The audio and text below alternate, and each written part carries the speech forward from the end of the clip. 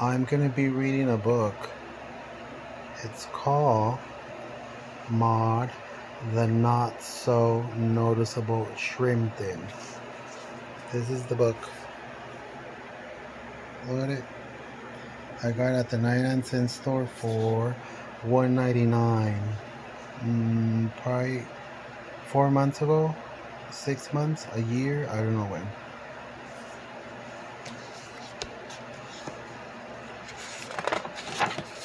Let's see.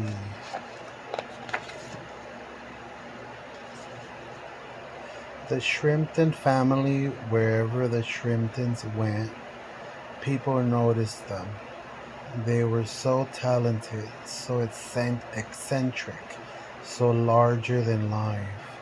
You just couldn't miss them even if you wanted to. The Shrimptons hated to be missed.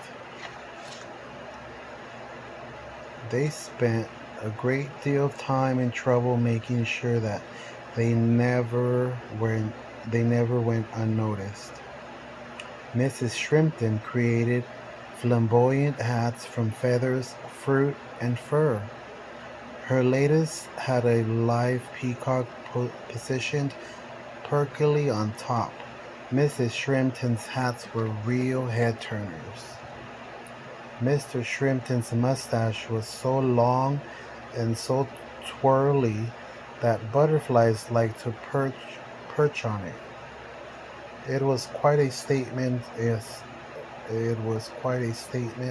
as mustaches go. Penelope Shrimpton was exceedingly beautiful. She could stop traffic just by walking out of the house. She caused frightful street jams. People gasped when they saw her turn the corner.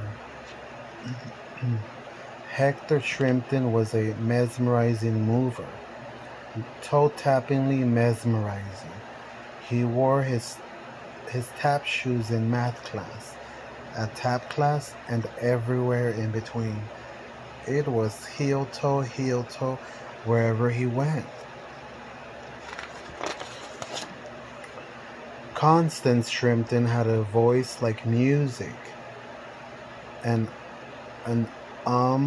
or an ah from her could get all the birds in the trees a twitter. Wardle Shrimpton, ha ha ha, excuse me while I clutch my sides, was so funny that if he even thought a funny thought, he laughed out loud, and he was always thinking funny thoughts. He was a laugh a minute, and no one found him funnier than he did. Being noticed was what all the Shrimptons lived for. All except, that is, for Maude Shrimpton. Can you see her?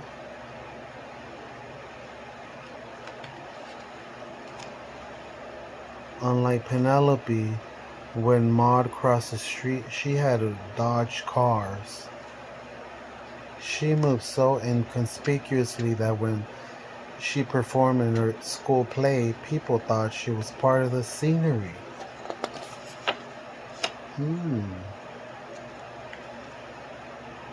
Her voice was so small that not even the Shrimptons' collection of unusual dogs could hear her.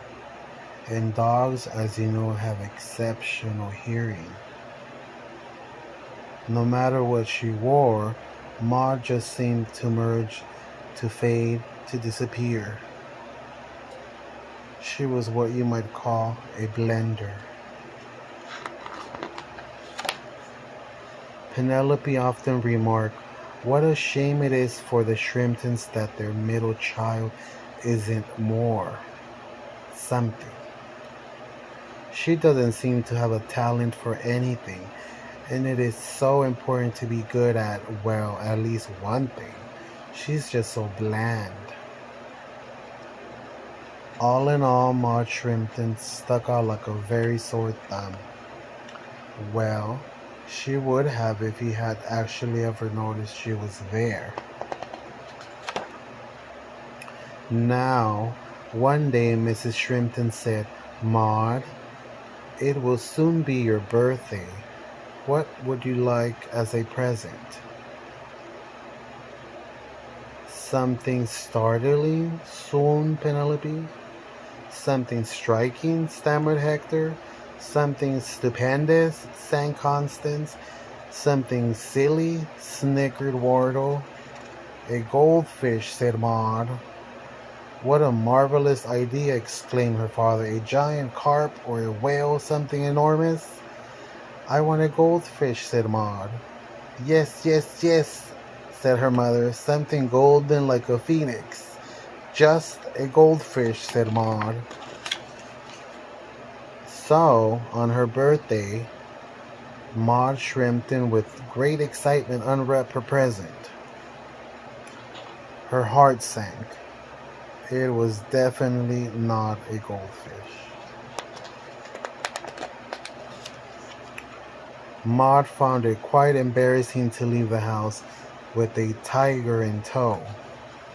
Everyone looked at them, but all the other Shrimptons simply loved how people stared as they strolled along the boulevard with a giant cat.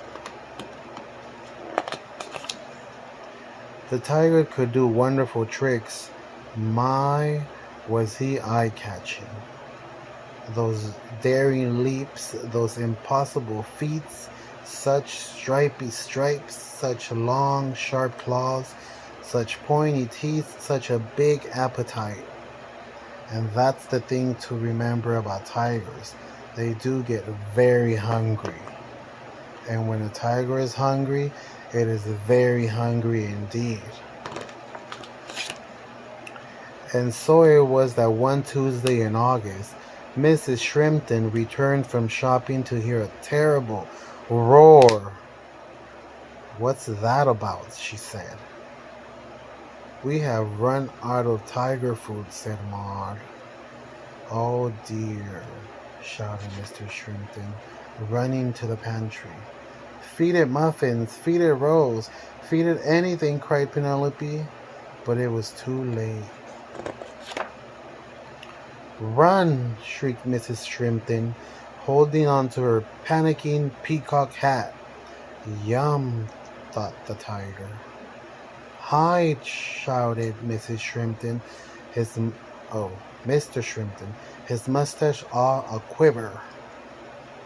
"Disappear!" whispered Penelope, blinking her dazzling blue eyes. "Yum, yum," thought the tiger. "Quiet!" gasped Constance, setting all the birds a-tweet. "Tiptoe," stuttered Hector, tip-tapping his shiny shoes. "Ha ha!" giggled Wardle, trying to see the funny side. "Yum, yum, yum," thought the tiger. And Maude just stood completely still. Can you see her? Sometimes, just sometimes, not being noticeable is the very best talent of all.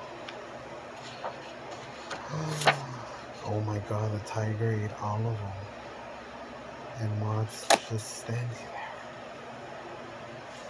there. I love it.